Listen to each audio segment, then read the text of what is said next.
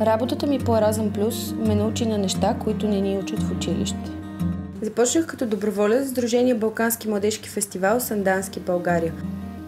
След това бях лидер на проект "Да, Младежки европейски старт 2" и "Да, Младежка европейска стратегия". Също така и ментор на проект за краткосрочни ЕДС доброволци "Силата на младежката мотивация". Опитът ми в тези проекти ме научи да изразявам мнението си и да отстоявам позициите си. Осъзнах нуждата от добра организация, работа в екип и отговорност. Разви моята креативност, езикови и комуникационни умения. Придобих чувство за толерантност и отговорност към околната среда.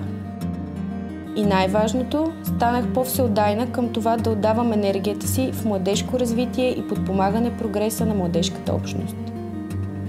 Еразъм Плюс ти показва, че всичко е възможно, стига да можеш да подредиш приоритетите и целите си. Днес работя като лидер на проекти в сферата на културата, имащи за цел да подобрят развитието на европейската и българската младежки общности. Срещнах толкова много млади хора, чието ентусиазъм, мотивация и оптимизъм ме вдъхновяват да продължавам да работя за европейско развитие.